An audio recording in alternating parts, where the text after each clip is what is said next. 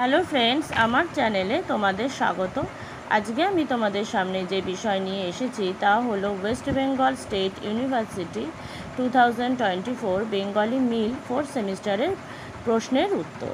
আমি এর আগে কিছু প্রশ্নের উত্তর দিয়ে দিয়েছি, সাজেশনও দিয়ে দিয়েছি। আজকে আমি নিয়ে এসেছি বিভূতিভূষণ বন্দ্যোপাধ্যায়ের অবদান সম্পর্কে আমরা আলোচনা করব, বা বিভূতিভূষণ বন্দ্যোপাধ্যায়ের অবদান সম্পর্কে যা জানো তা লেখো।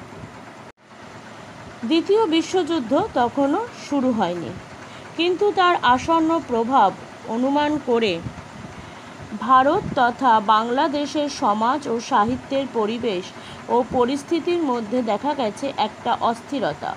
রবীন্দ্রনাথ, শরৎচন্দ্র, কল্লোল গোষ্ঠীর মানিক তারাশঙ্করের দহন দীপ্তিতে বাংলা কথা সাহিত্যের জগৎ তখন উত্তেজিত।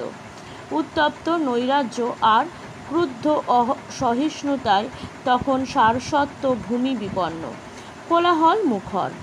ধরে নেওয়া হয়েছে পল্লী বাংলার বিষয় নিঃশেষিত। নগর জীবন আর সুতীক্ষ্ণ সমাজ সমস্যা জর্জরিত প্রশ্ন শহরগুলি একের পর এক নিক্ষেপে লেখকেরা ক্লান্ত, আশাহত। আর ঠিক সেই সময়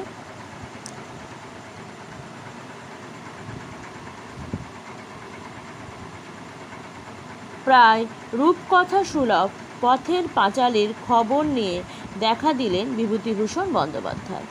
যা পড়ে আমরা জ্বালা ভুলে গেলাম, অভিযোগ ভুলে গেলাম, তিক্ততা ভুলে গেলাম। মনে হলো এখনও রয়েছে অনেক বাকি।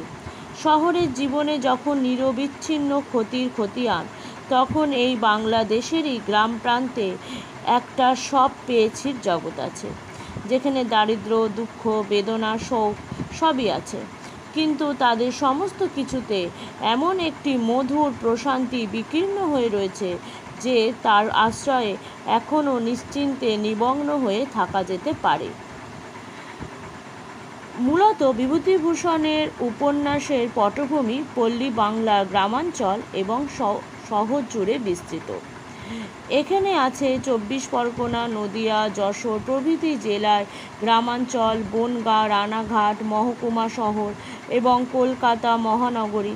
যেমন পথের পাঁচালী নিশ্চিন্দপুর গ্রামের প্রসঙ্গ উত্থাপন করতে গিয়ে তিনি বলেছেন, পথের পাঁচালীর গ্রাম্য চরিত্রগুলি সবই আমার স্বগ্রাম ব্যারাকপুরের জেলা যশোহর গ্রামের নিচেই ইচ্ছামতী নদী। বিভূতিভূষণের দুই বাড়ি উপন্যাসের পটভূমি মহকুমা শহর রামনগর বনগাঁ। আদর্শ হিন্দু হোটেলে আছে রানাঘাটের নাম। এরকম বিভিন্ন গ্রাম, হাট, বাজার, বিল, মেলা, রেস স্টেশন এবং শহরের কথা। শ্রীরামপুর,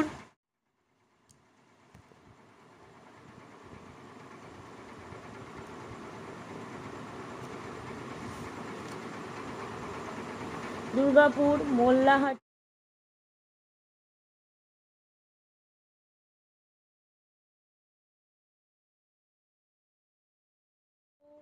নবাগল্প, শ্রীরামপুর, দুর্গাপুর, মোল্লাহাটি, যশরা, বিষ্ণুপুর, নবাবগল্প, উলা, নৈহাটি, খড়দহ, কৃষ্ণনগর, শিয়ালদাহ এবং চূর্ণী নদীর নাম পাওয়া যায় তার গল্প উপন্যাসে। বিভূতিভূষণ একাধিক ছোট গল্পের রচয়িতা। তার রচিত গল্পগুলির মধ্যে আছে মানব জীবনের ছোট দুঃখ, ছোট ব্যথার কথা, যেখানে প্রকৃতির মধ্যে বিচরণশীল মানুষের পরিচয় যেমন আছে, তেমনি মিষ্টিক তথা কল্পনা ও সৌন্দর্যের অনুভূতিতে রহস্যময় জগতের সংবাদও আছে। যেমন মেঘমল্লার গল্পে দেখা যায় সাবভ্রষ্টা সরস্বতীকে উদ্ধারের জন্য তরুণ এক সঙ্গীত সাধকের আত্মবিসর্জনের কাহিনী। বিপরীতভাবে সাধারণ জীবনের নিত্য পরিচিত আশা আকাঙ্ক্ষা, বেদনার সামান্য উপকরণেও তার বেশ কিছু গল্প রচিত হয়। যেমন মৌরিফুল গল্পে এক কলহ নিপুণা গ্রাম্য বধূ সুশীলার করুণ কাহিনী মূর্ত হয়। পুঁইমাচা গল্পে সরস স্বল্পবুদ্ধি ভোজনলুব্ধা একটি মেয়ে খেন্তির পুঁইশাক খাওয়ার সামান্য বাসনার স্ফূর্তি বেদনার কান্নার কালিতে লেখা হয়। সেই মেয়েটির লোভের স্মৃতি পাতায় পাতায় শিরায় শিরায় জড়ায়। তাহার কত সাধে নিজের হাতের পোতা পুঁই গাছটির মাচা জুড়িয়া বাড়িয়া উঠিয়াছে বর্ষার জল ও কার্তিক মাসের বিশেষ শিশির লইয়া। কচি কচি সবুজ ডগাগুলি সুস্পষ্ট, নধর, প্রবোধমান, জীবনের লাবণ্যে ভরপুর। আহ্বান গল্পে বুড়ির অমর গোপাল ডাক লেখেন পাঠক নির্বিশেষে সর্বশ্রেণীর মানুষকে অসাম্প্রদায়িক স্নেহে সিক্ত করে তুচ্ছ গল্পে কামারদের ছোট মেয়েটার মাথায় কয়েক ফোঁটা তেল ঢেলে দেওয়ার আনন্দ ও চরিতার্থতা লেখক অনুভব করেন এইভাবে। কি আনন্দ আমার স্নান করতে নেমে নদী জলে, উদর নীল আকাশে কিসের যেন সুস্পষ্ট সৌন্দর্যময় বাণী, অন্তরে ও বাইরের রেখায় রেখায় মিল। চমৎকার দিনটা, সুন্দর দিনটা। এই আনন্দ অনুভূতিতে লেখকের ছোট গল্প পাঠককে আবিষ্ট করে। আর এই কারণে প্রকৃতি তাপস বিভূতিভূষণ বাংলা কথা সাহিত্যে চিরস্মরণীয় হয়েছে। সুতরাং বিভূতিভূষণের শিল্পী সত্তার বৈশিষ্ট্য প্রসঙ্গে সমালোচক নারায়ণ গঙ্গোপাধ্যায়ের অভিমত বিশেষ স্মরণযোগ্য। তিনি আস্বাদনপন্থী, বিশ্লেষণপন্থী নন। জীবনের ব্যাখ্যাকার ভূমিকা তিনি গ্রহণ করেননি। তিনি জীবনের উপভোক্তা। বিভূতিভূষণের সাহিত্যে একদিকে একটি সরল পল্লীপ্রাণ মানুষ যে সামাজিক হৃদয়বান, পরদুঃখকাতর, সংযতেন্দ্রিয়, অন্যদিকে একটি ঘরভোলা মুগ্ধদৃষ্টি কিশোর যার চোখের সামনে প্রকৃতি প্রতিদিন নব নব রহস্যে যবনিকা উন্মোচিত করেছে এবং প্রাকৃতিক সৌন্দর্যের সাধনার মধ্য দিয়ে পরিশেষে সে বিশ্বরূপের সন্ধান পেয়েছে। নেক্সট কোশ্চেনে চলে যাব। ছোট গল্পকার হিসাবে জগদীশ গুপ্তের কৃতিত্বের মূল্যায়ন করো। বাংলা কথা সাহিত্যে নতুন ধারার প্রবর্তন করেছেন।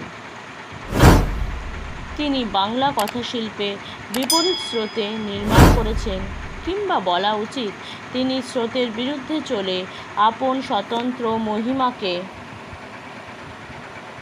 প্রতিপন্ন করতে প্রয়াসী হয়েছেন। তিনি স্বল্পলোচিত ও বিরল পাঠক লেখক হলেও তার তীক্ষ্ণ ধারালো নতুন ভাবসমৃদ্ধ রচনাগুলি বিদগ্ধ পাঠকের দৃষ্টি আকর্ষণ করেছেন। জগদীশ গুপ্ত সমসাময়িক লেখকদের চেয়ে ভিন্ন মানসিকতার অধিকারী। রবীন্দ্রনাথের মতো কাব্যিক ও রোম্যান্টিক তিনি কখনোই নন। শরৎচন্দ্রের মতো গ্রাম্য জীবন তার অধিকাংশ রচনার পটভূমি হলেও তিনি ভাবালুতা বর্জিত ছিলেন এবং আইডিয়ালিস্ট ছিলেন না। কল্লোল গোষ্ঠীর শহুরে মধ্যবিত্ত মানসিকতা তার নেই। তিনি পল্লী জীবনের রূপকার, যে জীবন রূঢ় ও নির্মম ধূসর। রোমন্থন উপন্যাসে তিনি ধনবান ব্যক্তির পল্লীগ্রাম দর্শনের অভিজ্ঞতায় পল্লী জীবনের নীচতা ও কদর্যতার ছবি ফুটিয়েছেন। দুলালের দোলা উপন্যাসে এক যুবক বাংলার গ্রামে এসে সেখানকার প্রবল নীচতা, সংকীর্ণতা, জাতিভেদ ইত্যাদি দেখে সেখান থেকে পালিয়ে যায়। তিনি মানুষের কথা বলেছেন, তবে সেই মানুষ নিষ্ঠুর, নির্মম, অর্থলোভী এবং কামপীড়িত। মানুষ সভ্যতার প্রলেপ বর্জিত। তার অকৃত্রিম, অমার্জিত রূপ নিয়ে এসেছে তার গল্প উপন্যাসে। তাঁর চরিত্রগুলির হৃদয় ধর্ম প্রায় নেই। তারা দেহ সর্বস্ব ও প্রবৃত্তি নির্ভর। মানুষের তীব্র কাম বাসনা এবং নরনারীর যৌন সম্পর্কে তিনি বিচিত্র করেছেন আশ্চর্য নিষ্পৃহভাবে। একে তিনি আবিল ও কলুষিত রূপে অঙ্কন না করে অত্যন্ত বাস্তব ও স্বাভাবিকভাবে উপস্থাপিত করেছেন। মানুষের প্রবল লোভ ও অর্থলালসা এবং উৎকট স্বার্থপরতার প্রতিও তাঁর দৃষ্টি ছিল। পরমুখম গল্পে আছে কবিরাজ কৃষ্ণকান্ত ছেলের বিয়ে পণস্বরূপ টাকা পায়। অতঃপর ওষুধ দিয়ে বধূ হত্যা করে আবার ছেলের বিয়ে দেয় ও বধূ হত্যা। কিন্তু শেষ পর্যন্ত অর্থপিচাস লোকটি ধরা পড়ে। জগদীশ গুপ্ত নিয়তিবাদ, অমোঘ অনিবার্য নিয়তির অভিশাপ তার চরিত্রের ওপর নেমে আসে, যা অপ্রতিরোধ্য। দিবসের শেষে গল্পে রতি নাপিতের বালকপুত্র স্বপ্ন দেখেছিল যে সেদিন তাকে কমিয়ে নিয়ে যাবে। সবাই মজা করেছিল, রতিরাও সাবধানে ছিল, কিন্তু সেদিন তাকে কুমিরে নিয়ে যাবে। সবাই মজা করেছিল, রতিরাও সাবধানে ছিল, কিন্তু সত্যি সেদিন দিনান্তে নদীতে গেলে কুমির তাকে নিয়ে যায়। নারী জীবনের চরিত্রণেও লেখক প্রখর, নির্মম ও বাস্তব। নারীর জীবন দুঃখময়, বেদনাদীর্ণ। তার সহায় সম্পদ নেই, মূল্য মর্যাদা নেই, আত্মসম্মান নেই। সে পুরুষের অধীনে এক সামান্য জৈবিক অস্তিত্ব মাত্র।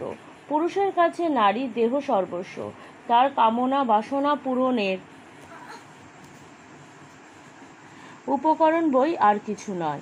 বিবাহিত পুরুষও নারীকে সেই সহধর্মিণী রূপে নয়, বিবাহিত পুরুষও নারীকে চায় সহধর্মিণী রূপে নয়, কেবল শয্যা সঙ্গিনী রূপে। যদিও সেই নারী কখনো দেহ চেতনায় প্রকট বাসনায় জর্জরিত। পুরুষের অপরাধ ও অন্যায়ের জন্য নারীকে শাস্তি ভোগ করতে হয়। কলঙ্কিত তীর্থ উপন্যাসের প্রথম দিকে দেখা গেছে লম্পট সাতকড়ি এক নারীর ওপর অত্যাচার করে কারারুদ্ধ হয়, কিন্তু ঘরে গিয়ে সে মর্যাদা পায় এবং স্ত্রী মাখন ঘৃণায় তাকে প্রত্যাখ্যান করলে সেই স্ত্রী ঘর থেকে বিতাড়িত হয়। তাতল সৈকতে উপন্যাসের নায়িকা শরৎ শেষ আশ্রয় পায়, যেখানে পায়ের নিচে পথের মাটি শীতল, দক্ষিণের বায়ু শীতল। এই শীতলতার মধ্য দিয়ে সম্মুখের অতি নীরব ও অতি বিস্তৃত অন্ধকারের দিকে চলিতে চলিতে শরতের বুকের শিরা একটি করিয়া ছিঁড়িতে লাগিল। মানুষের মনের গভীরেও ঢুকেছিলেন জগদীশ গুপ্ত, এবং যে রত্ন আহরণ করেছিলেন মনোবিকলনের জটিলতার মধ্য দিয়ে জীবন রহস্য সন্ধানের পথিকৃৎ জগদীশ গুপ্ত। তার রচনার ভাবনার মতো আঙ্গিকেও আছে নতুনত্ব। তিনি নিছক মুগ্ধতার জন্য প্লট সৃষ্টি করেননি, প্রকৃতপক্ষে তিনি সচেতনভাবে আঙ্গিক নির্মাণ করেননি। দুলালের দোলা গ্রন্থের ভূমিকায় তিনি জানিয়েছেন যে তার লেখায় প্লট নেই। আমার বক্তব্য ব্যক্ত করিয়াছি মাত্র, গল্প তৈরি করা আমার উদ্দেশ্য নয়। তার বক্তব্যের মধ্যে যেমন আছে নতুনত্ব, তেমনি ভাষায় ও প্রকাশরীতিতেও প্রথা বিরোধিতা আছে। তার প্রকাশরীতি অনায়াস ও আপাতমধুর নয়, প্রচলিত সহজ পথে না চলে উপল বন্ধুর পথেই তার যাতায়াত।